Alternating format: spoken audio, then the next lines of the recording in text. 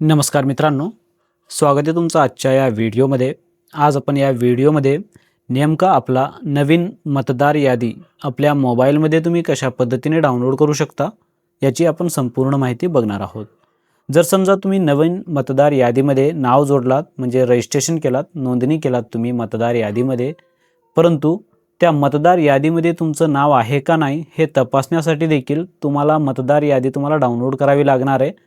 तर नेमकं कशा पद्धतीने डाउनलोड करू शकता, तर सर्वप्रथम तुम्हाला या पोर्टलवरती यायचं आहे किंवा या ठिकाणी बघा तुम्हाला सर्च करायचं आहे तुमच्या ब्राउझरमध्ये ई रोल डाउनलोड की या वेबसाईटवरती तुम्ही येशाल। या वेबसाईटवरती आल्यानंतर तुम्हाला हे वेबसाईट ओपन करायची आहे आणि या ठिकाणी स्टेटमध्ये तुमचं सर्वप्रथम राज्य सिलेक्ट करायचं आहे। त्यानंतर इयर ऑफ रिव्हिजन म्हणजे कोणत्या वर्षीचं तुम्हाला मतदार यादी हवं आहे, जे की अपडेटेड या ठिकाणी 2026 आपण या ठिकाणी सिलेक्ट करायचं आहे। त्यानंतर रोल टाईपमध्ये या ठिकाणी तुम्हाला बाय इलेक्शन ड्राफ्ट रोल 2026 हे तुम्हाला राहू द्यायचं आहे। त्यानंतर तुमची असेंब्ली या ठिकाणी तुम्हाला सिलेक्ट करायचं आहे। असेंब्ली सिलेक्ट केल्यानंतर आता या ठिकाणी तुमचं लँग्वेज म्हणजे कोणत्या भाषेमध्ये तुम्हाला तुमचं मतदार यादी हवी आहे ते भाषा तुम्हाला निवडायची आहे। भाषा निवडणी झाल्यानंतर या ठिकाणी कॅप्चा टाका।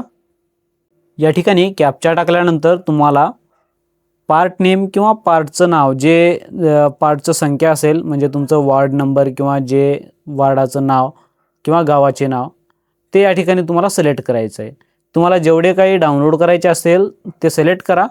सिलेक्ट केल्यानंतर या ठिकाणी तुम्हाला डाउनलोड सिलेक्टेड PDF जसं तुम्ही डाउनलोड सिलेक्टेड PDF यावरती क्लिक करशाल।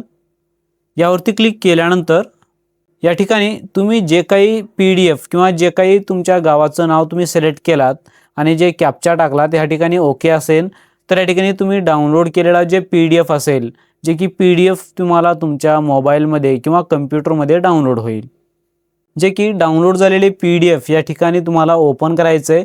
यामध्ये तुम्हाला टोटल किती लोकसंख्या आहे आणि ते टोटल कोण कोण आहे त्यामध्ये तुम्ही सर्च करून देखील बघू शकता।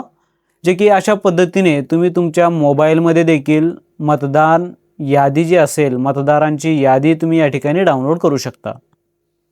धन्यवाद।